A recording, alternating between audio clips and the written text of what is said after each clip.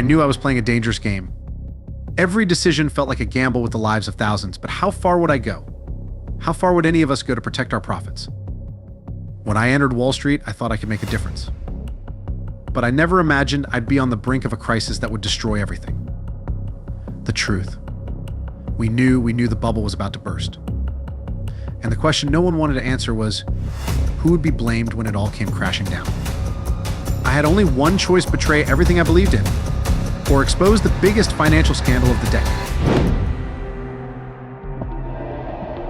I knew I was playing a dangerous game. Every decision felt like a gamble with the lives of thousands. But how far would I go? How far would any of us go to protect our profits? When I entered Wall Street, I thought I could make a difference. But I never imagined I'd be on the brink of a crisis that would destroy everything. The truth? We knew. We knew the bubble was about to burst. And the question no one wanted to answer was, who would be blamed when it all came crashing down? I had only one choice: betray everything I believed in, or expose the biggest financial scandal of the decade. Lucas Morgan always believed that his work could make a difference. The son of a high school teacher and an accountant, he grew up with a sense of ethics and respect for honest effort. When he joined Wall Street, his dream was simple: to help people achieve the financial stability he had never experienced in his youth. However, after nearly a decade immersed in the competitive and ruthless culture of the financial market, he began to question how much of his values had survived the demands of the world around him. Now at 32, Lucas worked as a financial analyst at one of the largest investment banks on Wall Street. His boss, Victor Hale, was a legend in the sector, a man who had built a solid career with tactics as profitable as they were controversial. Lucas saw him as a contradictory figure, someone who exuded charisma and authority, but whose ethics seemed to shift with opportunities. Hale knew how to involve his subordinates, giving them the feeling that they were part of something bigger, something that would transcend generations and build a legacy of success. The conflict defining Lucas's life was clear from the first day he stepped into the office. He wanted to achieve success, but wasn't sure how far he was willing to go. In recent months, this unease had only intensified. The bank where he worked was deeply involved in selling subprime mortgage-backed securities, complex and risky financial products that, on the surface, seemed like a goldmine. But Lucas knew the reality was different. The mortgages underpinning these investments were unstable, often offered to families barely able to pay their monthly bills. Still, under Hale's direct orders, the bank continued to sell them on a large scale, as if they were safe bets. This was where Lucas's loyalty to his job clashed with his principles. He knew that many of the clients they sold these products to trusted the bank's analysis and believed they were making safe investments. Every time he reviewed financial projections and analyzed the rising default rates on subprime mortgages, a sense of discomfort took hold of him. The bank was playing a risky game, and at any moment the bubble could burst, taking with it not only the investors' savings, but also Lucas's integrity. The tension between him and Hale was becoming more evident. Hale had noticed Lucas's hesitation in keeping up with the company's pace. With his manipulative skill, he tried to shape Lucas, persuading him that it was all part of the financial game. In a recent conversation, Hale even mentioned that Lucas had a bright future ahead, maybe even a promotion, if he continued to show the same commitment to the bank's interests. The veiled suggestion hung in the air like a dark cloud, both tempting and threatening. However, what bothered Lucas most was not Hale's promises or threats, but the perception that the entire bank seemed complicit in what he saw as an imminent fraud.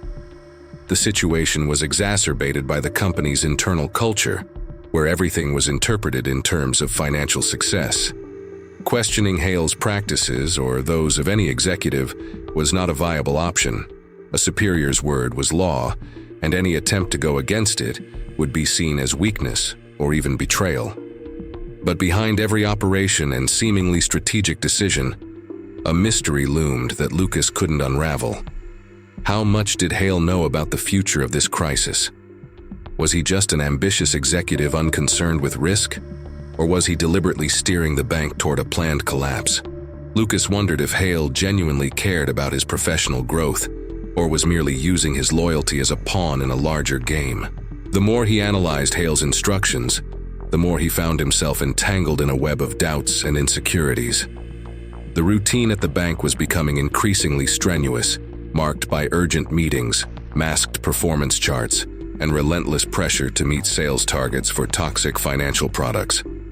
Lucas was part of a team that carried out these operations, but unlike his colleagues, he couldn't shut off his conscience. Every significant financial decision seemed to lead him one step closer to an inevitable crossroads.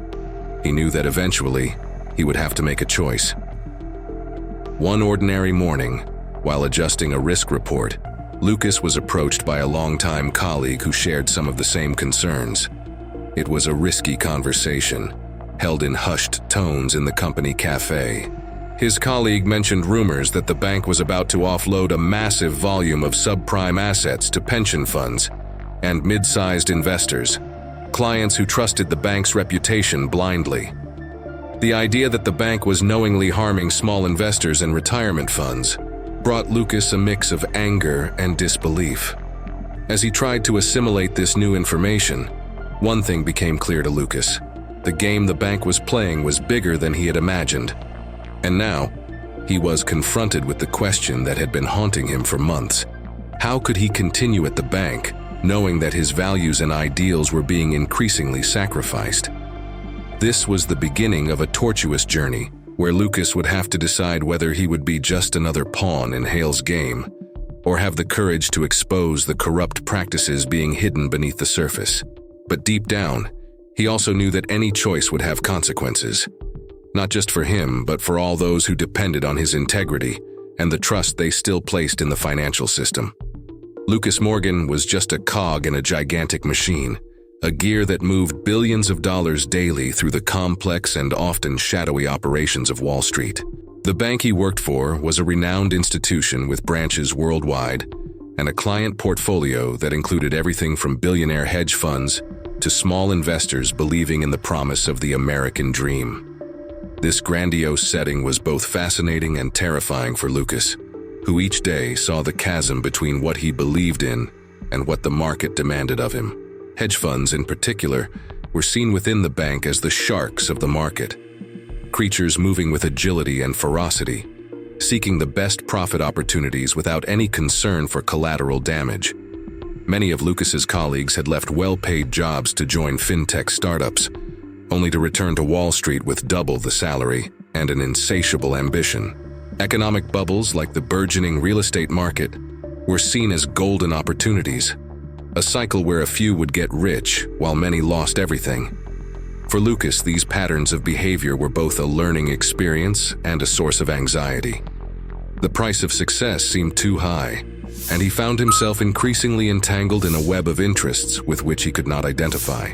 Victor Hale, on the other hand, embodied everything Lucas, in his essence, detested, but also reluctantly admired. Hale was a master at navigating the murky waters of the financial market. He had an unparalleled ability to anticipate trends and manipulate data in ways that benefited the bank without formally breaking any laws. Hale's public image was impeccable. He was a sought-after speaker at economic conferences, author of articles extolling the efficiency of the market, and a frequent donor to philanthropic causes. But behind the scenes, Hale was known as someone who operated with absolute coldness, never hesitating to sacrifice whatever was necessary to maximize profits, including the integrity of his subordinates. The interactions between Lucas and Hale grew increasingly complex. Hale began to summon Lucas to closed-door meetings with high-level executives, presenting him as a promising talent, keeping him under constant scrutiny from superiors. For Lucas, it was a dubious honor since these meetings invariably ended with discussions on how to leverage bets on the subprime mortgage market, despite alarming evidence of rising defaults. Hale, however, was persuasive, always presenting a new perspective as if everything were just a grand chess game. The corporate culture of the bank was a reflection of Wall Street itself, fast, ruthless, and ambitious. The halls were filled with analysts and executives moving at a frenetic pace, where performance targets and financial rewards dictated everyone's priorities. For many, it was a lifestyle. For others, a gilded cage. Lucas noticed this in every calculating glance he encountered, in the quick hallway conversations, and in how everyone avoided any mention of ethics or social responsibility. The only code of ethics was profit. This environment starkly contrasted with the beginning of Lucas's career when he worked at a small consulting firm where transparency and client care were non-negotiable values.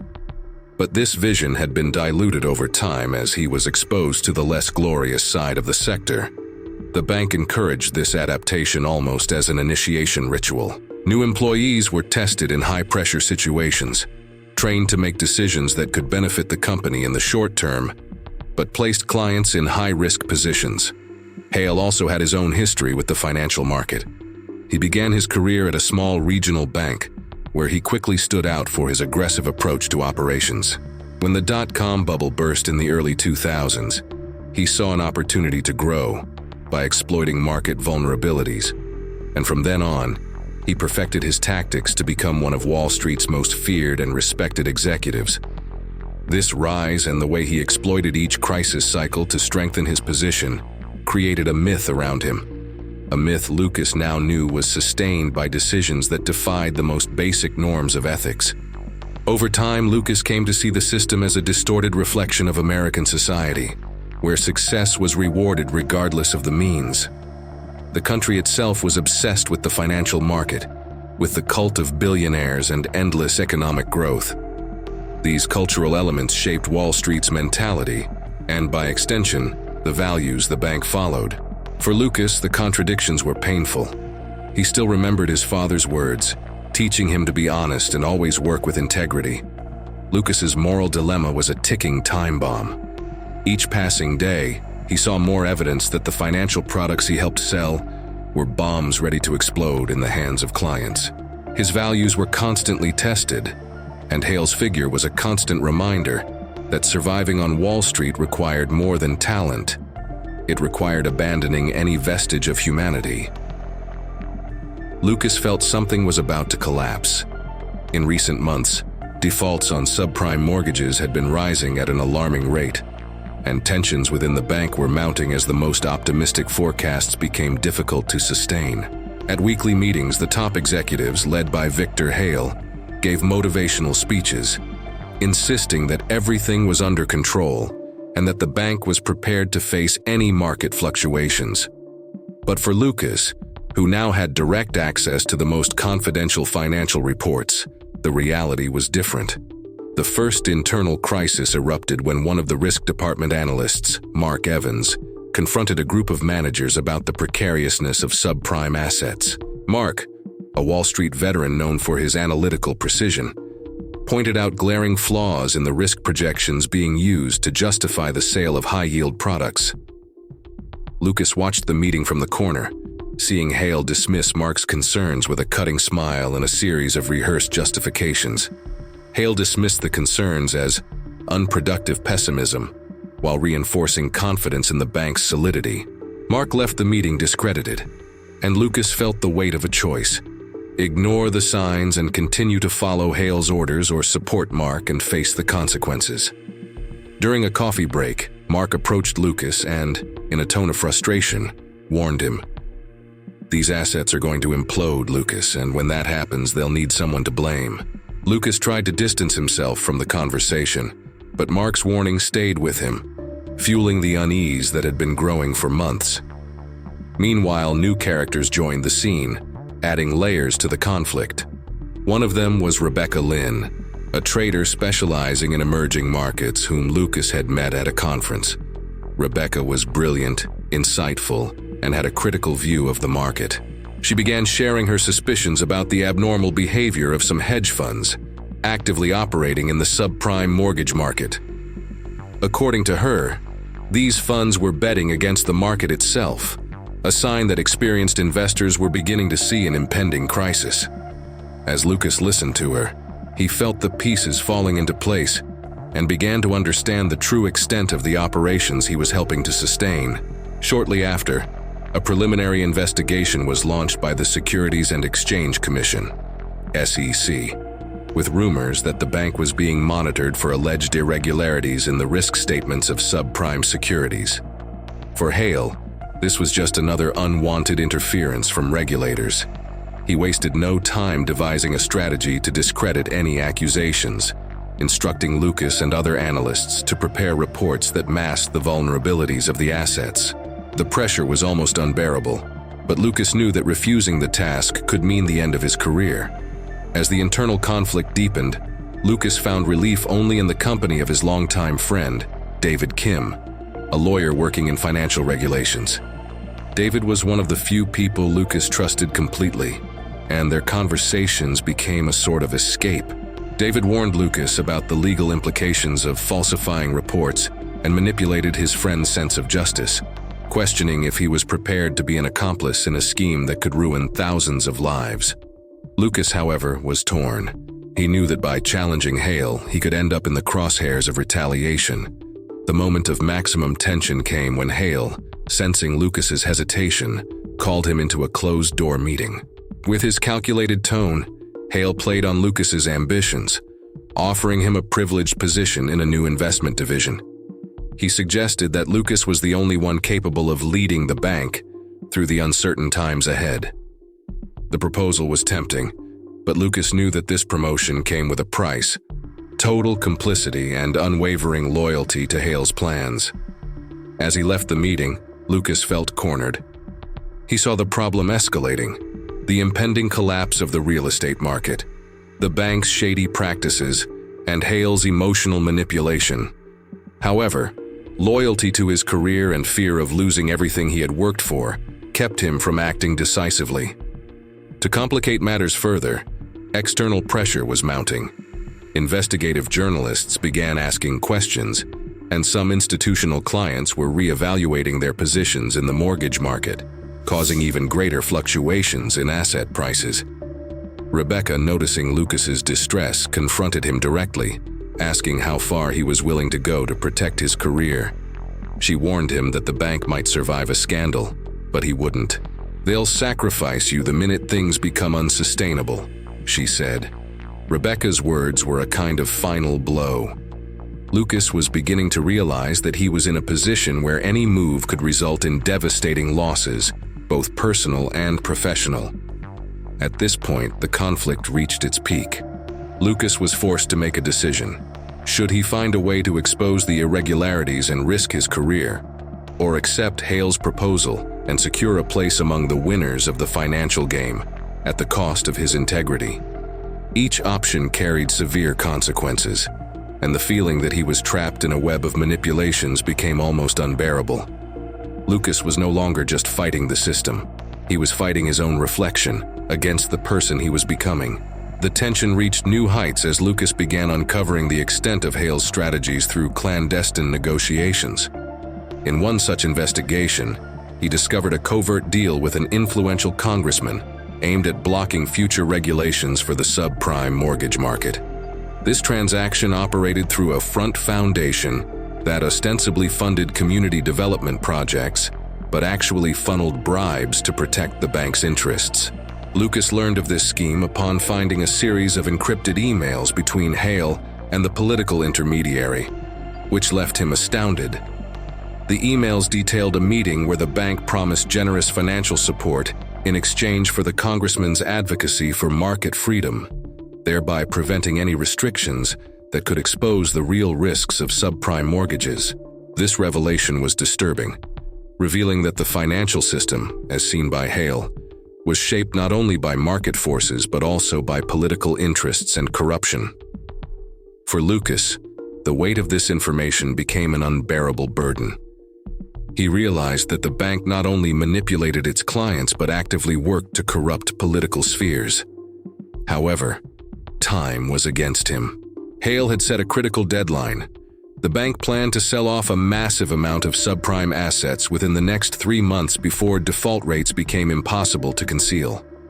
This operation was dubbed the asset cleanup, and Lucas understood that after this transaction, the bank would withdraw from the market, leaving investors with toxic products. These 3 months turned into a countdown for Lucas. Hale's pressure increased daily, with his presence becoming constant, overseeing every decision. Internal emails about the asset cleanup schedule arrived with reminders that the bank's stability depended on the flawless execution of this plan. Hale, with his manipulative skills, reinforced the narrative that everyone was part of something big and that this was the moment to prove their worth.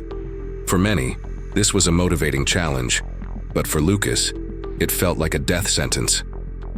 Amidst this scenario, a new figure emerged, Sarah White, an internal auditor recently transferred to the bank. Sarah was known for her rigor and integrity, and Lucas soon realized her arrival was no coincidence. The management wanted a discreet analysis of the asset situation, perhaps to assess if the risks could be circumvented. However, as Lucas exchanged information with Sarah, she proved to be more astute than expected. In brief hallway conversations, Sarah warned him about the fragility of the bank's guarantee structure and suggested that the data was being manipulated, a conclusion she seemed to have reached independently. While grappling with Sarah's revelations, Lucas also faced an internal betrayal. His friend and lawyer David Kim disclosed that Hale had approached him with a job offer at a partner law firm on the condition that David kept an eye on Lucas. The offer was tempting for David, who was facing personal financial problems, and Lucas soon realized that his friend had become a sort of spy. The disappointment was profound, as he fully trusted David and never imagined his friend could become Hale's informant. These subplots created a scenario of total insecurity for Lucas. He felt cornered on all sides, with the pressure of the asset cleanup deadline, Hale's surveillance, political interference, and David's unexpected duplicity. Additionally, there was Sarah, who, though a potential ally, also posed a risk if she decided to take her findings directly to the regulators. Lucas's dilemma was agonizing. He wanted to expose the bank's crimes, but any attempt to blow the whistle could result in swift and fatal retaliation for his career. The ticking clock, with the asset cleanup deadline approaching, became the catalyst for a possible decision from Lucas. Each passing day brought him closer to the finish line and an imminent collapse. The subprime mortgage market was already showing signs of strain, with investors beginning to distrust the stability of the products, and rumors about the system's fragility circulated in the financial press. But with the asset dump operation, the bank would drain the remaining profits, leaving the market to bear the fallout. As he dealt with betrayals and the ticking clock, Lucas realized his options were increasingly limited. With his circle of trust shrinking and time running out, the analyst knew he would soon have to make a drastic choice. Would he confront Hale, risking his career and reputation, or succumb to the pressure, becoming a silent accomplice in one of the biggest financial collapses in history? Lucas felt the weight of his decision approaching like an inevitable storm. The defaults on subprime mortgages continued to escalate, and behind the scenes, financial chaos was already unfolding. In an unexpected blow, the collapse of Lehman Brothers hit Wall Street, shaking investor confidence and accelerating fears of a widespread crisis. The bank's bankruptcy, once considered a financial pillar of the United States, sparked panic in the markets and brought chaos to the corridors of Lucas's bank. Facing the instability, Victor Hale called an emergency meeting with top executives and analysts, including Lucas. Hale, with a calculated and unflappable demeanor, outlined a containment plan.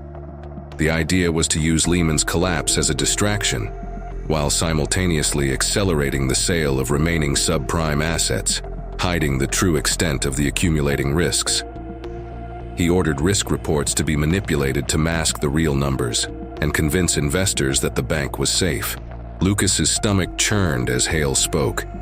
Each word from his boss seemed to deepen the chasm between them, turning the reluctant admiration he once felt into pure contempt. It was in this tense moment that Hale played what seemed to be his final card to fully ensnare Lucas into the scheme. Summoning Lucas for a private conversation after the meeting, Hale explained that the system needs people who understand the game. He made an even more tempting offer: a share of the investment division's profits and access to an exclusive network of high-level contacts in Washington and Wall Street, suggesting that Lucas's promotion was already guaranteed. Lucas could barely conceal his shock. Hale wanted not just his loyalty but his total complicity. Now, there was no doubt that his boss was willing to do anything to save the bank and his own reputation, even if it meant deceiving thousands of investors. With the crisis looming, Lucas realized he was being manipulated into becoming a key player in Hale's scheme. However, he was no longer certain he could go on without jeopardizing his integrity and values. Then, in an unexpected moment of doubt, Lucas received an encrypted email from Sarah White, the internal auditor.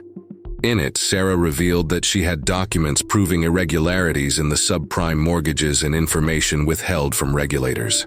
However, she also warned that their chances of emerging unscathed from this situation were slim. For Lucas, Sarah's offer was proof that he was not alone in the fight, but it also presented the difficult choice of exposing himself even more, risking his career and possibly his safety.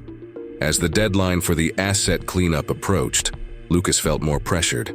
The situation climaxed when his friend David Kim, who had been acting as Hale's informant, finally confessed his involvement in the monitoring scheme. Filled with regret, David told Lucas that Hale intended to sacrifice him as a scapegoat if the crisis became unsustainable. In a moment of desperation, David revealed that the bank had already devised a plan to protect top executives and shift the blame onto subordinates who, like Lucas, had been forced to manipulate data. David's confession was the final push Lucas needed to make his decision. Now, he understood the extent of Hale's manipulation network and knew he was alone in a battle with unpredictable consequences. Together with Sarah, Lucas decided to compile a dossier with evidence of all the bank's fraudulent practices. They knew that the chance of exposing Hale and the other executives was slim, but at least they could shed light on the devastating scheme underway. The mystery surrounding the bank unraveled with each document analyzed, and each number adjusted to cover the fragility of the investments. Lucas no longer had any doubts about who Victor Hale really was, a ruthless manipulator who turned the system into a playground for the powerful, sacrificing those who blindly trusted institutions like the bank. That night, as he finished preparing the dossier, Lucas felt he was one step away from changing the course of his own life, and perhaps from bringing justice to the system he once believed he could transform. The collapse of Lehman Brothers was only the first in a series of shocks that quickly spread through the financial market. Within days, confidence in Wall Street began to crumble, and the price fluctuations of subprime securities reached unprecedented levels, affecting companies and investors worldwide. Central banks and regulatory agencies were forced to intervene to prevent a total collapse. At the center of this whirlwind was Lucas's bank and its carefully concealed manipulation scheme. Inside the bank, the atmosphere was one of panic masked as confidence. Victor Hale continued to publicly insist that the bank was fully prepared to face market volatility. But behind the scenes, the reality was very different. Hale, who always exuded an air of absolute control, began to show signs of tension. He convened crisis meetings almost daily, adjusting strategies and pressuring Lucas and the other analysts to maintain the frantic pace of subprime asset sales. Every minute counted. The faster they got rid of the securities, the less damage the bank would suffer. Lucas, however, felt a different kind of pressure. He knew that the dossier he had compiled with Sarah contained enough evidence to dismantle Hale's scheme. But he also understood that if he went ahead and revealed everything, not only his career but his personal safety would be at risk. The data, emails, and reports he and Sarah had gathered proved how the bank manipulated risk information and hid the real fragility of the assets it sold. As Lucas hesitated, the market continued its downward spiral. News about the unethical practices of various financial institutions began to leak to the press, with investigative journalists exposing how major banks had pushed toxic products onto unsuspecting clients. Institutional investors, pension funds, and even smaller banks began to suffer the consequences, and claims for compensation exploded. The shares of the biggest banks plummeted, and the fear of a new Great Depression loomed over the country. Seeing the situation slipping out of his control, Victor Hale became even more ruthless. In an attempt to save the bank and protect his own reputation, he decided to implement the contingency plan David had revealed to Lucas. Behind the scenes, Hale began preparing a set of falsified reports that would place the blame on lower-level analysts and managers like Lucas, accusing them of data manipulation and negligence in risk assessment. Lucas realized that the noose was tightening. Every suspicious email and revised report now passed through the hands of the bank's internal auditors and lawyers, who seemed ready to find any justification to incriminate the subordinates and protect the top executives. Lucas and other analysts were treated as disposable pieces in a larger scheme, and the feeling of insecurity pervaded all departments. Meanwhile, the dossier Lucas and Sarah had compiled was becoming increasingly dangerous. Both knew they needed to act quickly before Hale completed his blame-shifting plan. Sarah, who had been keeping a low profile until then, suggested they turn to an external source, an investigative journalist she knew who specialized in corporate fraud. The idea was risky, but with the financial chaos engulfing the market, Lucas realized it was the right time to expose the truth and prevent Hale from destroying even more lives. However, at the same time, Lucas knew that a rash decision could put not only his career, but also his freedom and safety at risk. Hale was one of the most powerful men on Wall Street and had influential contacts in the government and the media. An uncontrolled whistleblow could be silenced before it even reached the public's ears. But the situation was critical. The crisis was deepening, and Lucas knew that the investors and affected families deserved justice. The next morning, as he reviewed the dossier one more time, Lucas saw a report emerge on the main news portals. The bank he worked for was officially under investigation by the Securities and Exchange Commission, SEC, and the Department of Justice. The American government was finally starting to react to the sector's irregularities. But Lucas knew that, without concrete evidence, the investigation might not be enough to dismantle the scheme Hale had built. The pressure was mounting from all sides. The bank's public relations team released official statements, assuring that operations were in accordance with regulations and that everything was under control. However, internally, Lucas saw panic growing among employees who feared for the bank's future and their own careers. Many began to suspect that they would be the next scapegoats so that the executives could get away unscathed. By the end of the day, Lucas and Sarah made a decision. They would not wait for the official investigation to expose the truth. With the documents in hand, Lucas contacted the journalist recommended by Sarah. After weeks of uncertainty and fear, he would finally deliver the evidence of corruption and manipulation to the public. It was an act of courage and desperation, but also of deep conviction that the world needed to know what was really happening behind the scenes of Wall Street. As Lucas pressed the send button to forward the dossier to the journalist, he felt that, for the first time in months, he was making a decision that aligned with his values and sense of justice. He knew that from that moment on, there would be no turning back. The bank, Victor Hale, and even himself would face the consequences of their choices. After sending the dossier to the journalist, Lucas experienced a strange mix of relief and anxiety. He had made his choice, but the full price of that decision was still far from understood. Within hours, a flurry of new reports took over major media outlets. Headlines screamed about data manipulation practices, subprime mortgage fraud, and the bank's role in the crisis. The impact was immediate. Investors started pulling their funds, bank stocks plummeted further, and distrust in Wall Street spread like wildfire. Lucas's bank went into full containment mode, launching an internal investigation to identify how the information had leaked. Victor Hale, in his usual manner, adopted a public air of indignation, swearing he would not tolerate unethical practices in his institution. He became the face of the bank's supposed integrity, condemning the rogue elements that he claimed had misrepresented the institution's true mission. Lucas knew that with the leak, it wouldn't be long before his connection to the documents was discovered. The journalist assured him that his identity would be protected, but Lucas understood that in an institution like his, no one would be safe for long. He would need to face the consequences, and fast. Within days, Rumors about who was responsible for the leak began to circulate, and Lucas felt the walls closing in. With the bank now under federal investigation and the media closely watching every move, Hale began to intensify his self-preservation strategy. For Lucas, it became clear that Hale would try to deflect attention and find someone to blame.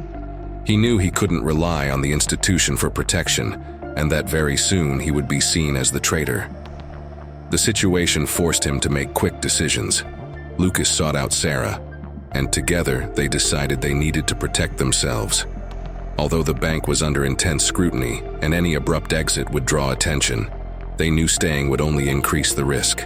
Using their personal savings, Lucas hired a lawyer specialized in corporate whistleblower cases to ensure his rights were defended and that he could eventually seek protection under whistleblower protection laws.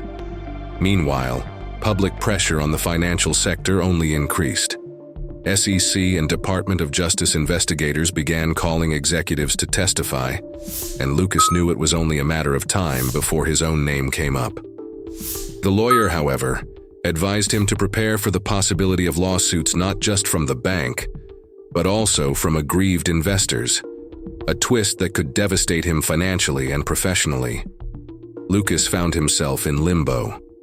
During the days following the leak, he questioned his motivations.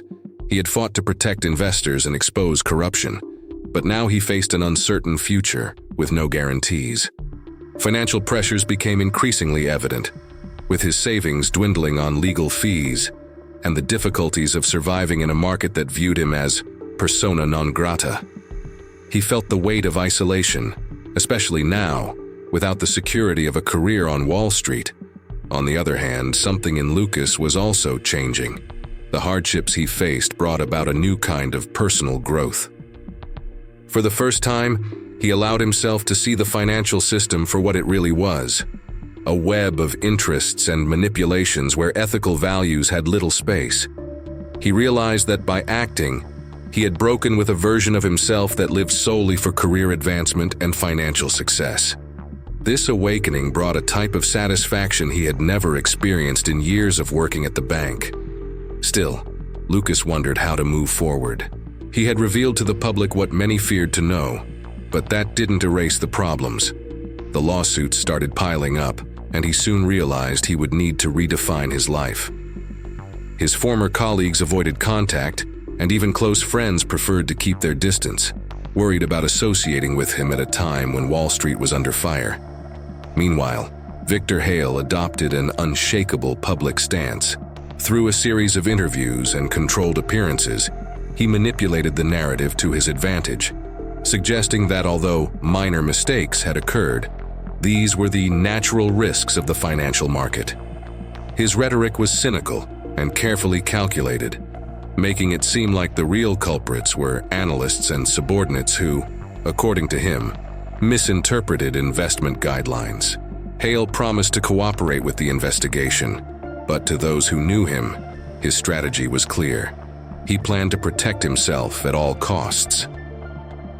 Watching Hale manipulate the situation, Lucas felt the weight of his decision, but also a renewed sense of responsibility.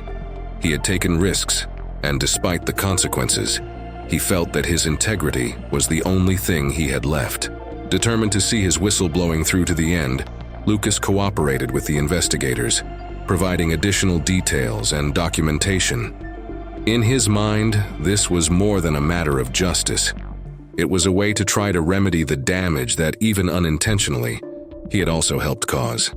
This cooperation brought Lucas a glimpse of hope, but also new challenges.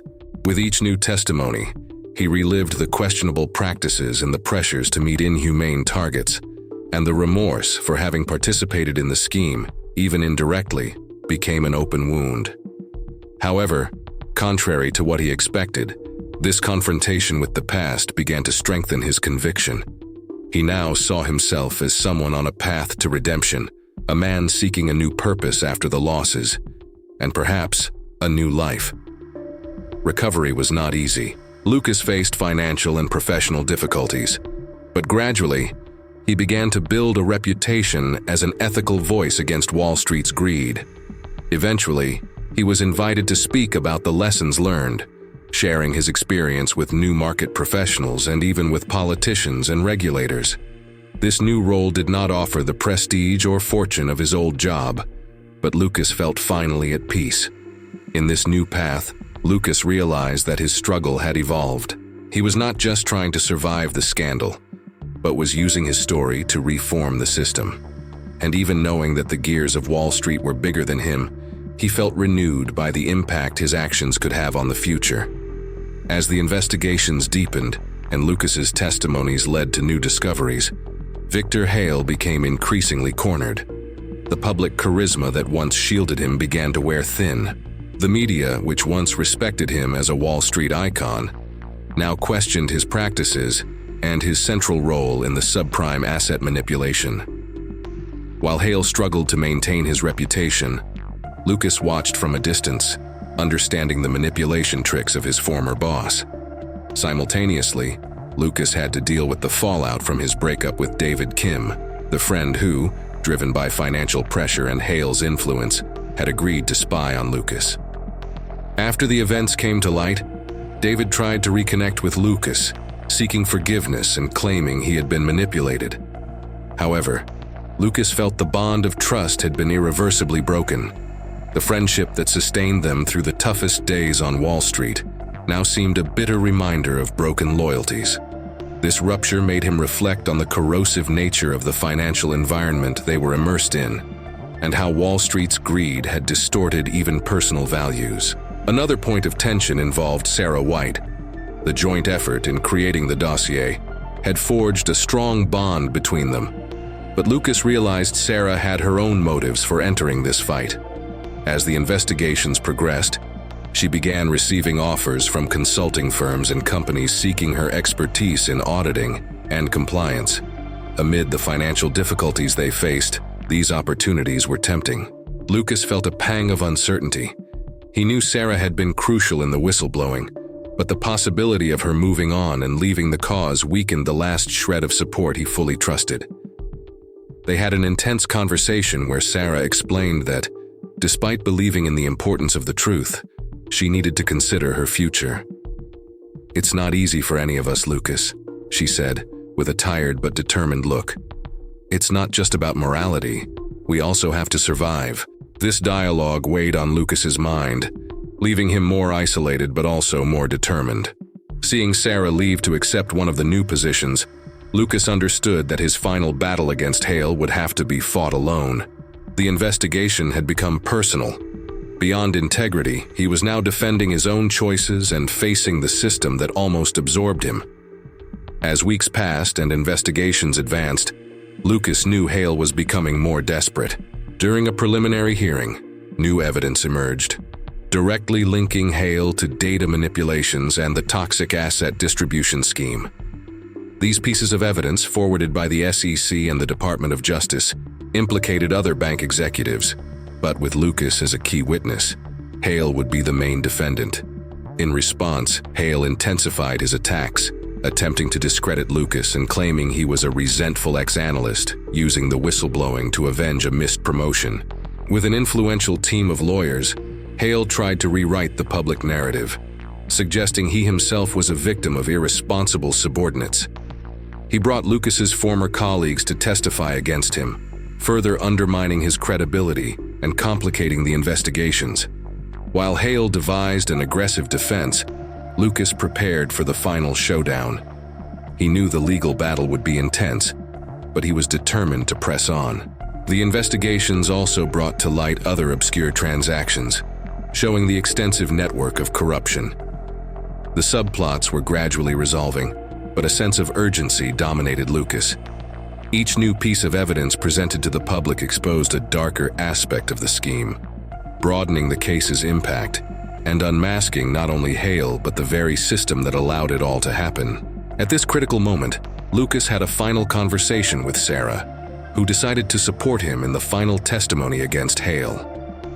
Despite moving on to a new job, she couldn't ignore the gravity of the situation and knew her cooperation could be decisive in the trial. This renewed support gave Lucas the boost needed to face what was coming. The atmosphere was one of expectation and tension. Lucas understood that soon, He would be facing the man who represented everything he had rejected in his journey: greed, manipulation, and disdain for any value not tied to profit. The climax was approaching, and Lucas felt that after months of uncertainties and inner struggles, he would finally have the chance to confront Hale and the system that nearly destroyed him. The day of the trial had arrived, and the courtroom was packed with journalists, lawyers, and curious onlookers, all waiting to witness one of the most powerful figures on Wall Street face the consequences of his dark practices. Lucas entered the courtroom with firm steps, feeling the weight of everything he had sacrificed to get here. As he looked across at Victor Hale, who stood cold and calculating next to his legal team, Lucas knew this would be the defining moment of his life. The prosecutor began his case, presenting evidence that showed how the bank where Hale had worked had concealed the risks of subprime mortgage-backed securities and manipulated data to ensure customers continued purchasing these assets, even when signs of collapse were glaringly obvious. He went on to detail how these toxic products had been sold indiscriminately to pension funds, small businesses, and medium-sized investors who trusted the bank's analysis. Then came the internal communications that proved Hale knew the investments were dangerous, but continued to push their sale in order to maximize profits. The first major blow came when Sarah White was called to the witness stand. As she took the oath, she confirmed what the files had revealed. The manipulation wasn't just intentional, it was part of a carefully orchestrated scheme to inflate the value of subprime assets before the bank secretly began offloading them to unsuspecting third parties. With a steady voice, Sarah recounted the pressure she had been under to falsify data, revealing the internal emails Hale had sent to analysts, urging them to perpetuate the lies. Hale tried to maintain his composure, but his face grew harder as the evidence mounted against him. In a final attempt to discredit Lucas, Hale's defense team argued that he had personal motives for exposing the bank. One of Hale's lawyers presented old reports that Lucas had approved, trying to show that Lucas had also benefited from the bank's practices and was therefore an unreliable witness. A cold shiver ran down Lucas's spine. This unexpected turn could change the course of the trial, but with renewed courage, Lucas responded to the accusations, admitting that yes, he had been complicit at one point and had long deluded himself into believing his actions were justified. He explained to the jury how he had felt pressured to follow orders and how Hale had manipulated him into becoming an accomplice. This moment of vulnerability brought a tone of sincerity to his testimony, showing that, unlike Hale, Lucas was not there to protect his reputation, but to correct his wrongs and expose the truth. Tension rippled through the room as Lucas continued to answer the prosecutor's questions. When it was Hale's defense team's turn, he finally spoke. With his controlled and persuasive voice, Hale tried to flip the narrative, claiming that the financial crisis was an inevitable market event and that everyone, including Lucas and Sarah, knew the risks. Hale argued that his role as a leader was simply to minimize losses for the bank and protect its interests. But as Lucas surveyed the jury and the public, he felt Hale's manipulation no longer held the same sway. Then came the pivotal moment. In a bold move, the prosecutor presented an unexpected piece of evidence, a series of recordings discovered in the last week, containing phone conversations between Hale and a prominent politician who had ensured regulatory protection for the bank in exchange for financial favors. In the recordings, Hale not only admitted that the subprime assets were unstable, but he also mocked the blindness of investors, referring to the scheme as the perfect con. The courtroom erupted in murmurs of surprise and outrage. The tapes revealed Hale's most ruthless side, shattering any attempt by his defense to portray him as a victim of circumstances. Lucas, stunned, listened to the recordings, remembering how Hale had manipulated him and played with his ideals. Now the world was seeing Victor Hale for who he truly was. The prosecutor closed the case, emphasizing that Hale embodied everything that was wrong with the financial system, and that his actions had not only caused irreparable damage, but had destroyed public trust in the sector. Hale, now confronted with overwhelming evidence, realized there was no escape. For the first time, his expression showed signs of fear. The jury retired to deliberate, and after hours of waiting, they returned with a verdict: guilty. Hale was convicted of fraud, market manipulation, and conspiracy to commit financial crimes. Hearing the verdict, he lost his composure, shouting that he was a scapegoat in a system that everyone in that room had helped sustain. But his attempt to blame the system fell on deaf ears. The public and the media had seen the full extent of his cynicism and cruelty. For Lucas, the verdict brought a sense of closure and relief. Hale's financial empire was crumbling, with the bank's stock plummeting, and the political and business alliances that once shielded him falling apart. Lucas knew he still had a long way to go to rebuild his life, but now he carried the certainty that he had done everything in his power to expose the truth. As Lucas left the courthouse, reporters and cameras surrounded him, eager to capture the image of the man who had taken on a Wall Street giant. He declined interviews, opting for a discreet exit. Walking through the streets of New York, Lucas took a deep breath, finally feeling a peace he hadn't known before. His victory wasn't just over Hale, it was over the very system that had almost consumed him. Hale's downfall served as a turning point. With his public trial and imprisonment, a clear message was sent to Wall Street, where other prominent figures began facing investigations and new regulations were put in place to prevent something like this from happening again. Lucas, despite the scars, knew he had fulfilled his role, and his story had become a beacon of resistance against corruption and unchecked greed. Months passed since the verdict, but the fallout from Victor Hale's downfall continued to shake Wall Street and beyond. The executive's arrest and the revelation of his involvement in market manipulation and fraudulent schemes sparked a new wave of investigations in the financial sector. The SEC and other regulatory agencies ramped up their scrutiny of banks and investment funds, implementing stricter transparency policies and demanding that companies reassess their financial product sales practices. It was a moment of reckoning for the market, one that forced it to face its own moral decay for the first time in decades. For Lucas, the trial brought a mix of relief and responsibility. He knew his whistleblowing had triggered significant change, but the weight of personal losses still lingered. While his public reputation had been partially restored, it remained tainted in the financial sector. Few firms were willing to take a chance on a former analyst who had exposed the darker side of Wall Street. Despite the recognition and respect he received from the public and institutions committed to market integrity, Lucas knew that a traditional career in finance had become an unattainable dream. Nonetheless, he found new purpose. Drawing from his experience, Lucas began working as an independent consultant for auditing firms and ethical investment funds, helping them identify and prevent abusive practices. He also started speaking at universities and participating in debates about financial regulation, sharing his story with new professionals and students. His goal was to inspire the next generation to create a fairer and more sustainable market, something he had learned the hard way. Victor Hale, on the other hand, disappeared from the spotlight as he served his sentence, and his company crumbled. As his allies and political contacts distanced themselves to protect their own careers, Hale saw the empire he had built fall apart. Once a symbol of success and power on Wall Street, his image now stood as a cautionary tale of what happens when greed and corruption become a leader's only guides. His actions left a lasting negative mark, making him one of the key figures responsible for the crisis that rocked economies and lives worldwide. Changes on Wall Street weren't immediate or drastic, but the exposure of Hale's case created public and political pressure for the system to be rethought. Companies began adopting internal transparency policies, and regulatory agencies gained more autonomy to monitor the big banks. While the profit-at-any-cost culture remained entrenched, Hale's case and Lucas's example served as a reminder that the public and investors were watching more closely and less tolerantly than ever before.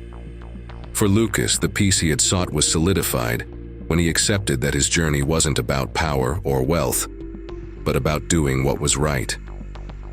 When facing the reflection of his past, he knew he had changed the course of his life and helped shine a light on Wall Street's corrupt machinery. From that moment on, his mission was clear: to build a legacy of integrity, in an environment that desperately needed it. Months after Victor Hale's downfall, Wall Street was still reeling from the effects of his actions. Lucas, now working as an independent consultant, reflected on his journey. Though he had lost friends in his traditional career, he found a new purpose in helping prevent future crises. Hale's arrest became a turning point, but Lucas knew the system was far from fixed. The 2008 collapse had left deep scars, and many were still suffering the consequences. Lucas wondered, would there ever be real change in the system, or would greed always prevail? Lucas's story makes us think about the cost of greed and the dangers of a financial system without transparency. How many lives are affected when decisions are made purely for profit? Leave a comment below sharing your thoughts or experiences in the financial world. If this story impacted you in any way, share the video with friends and family so more people can understand the behind the scenes of financial scandals.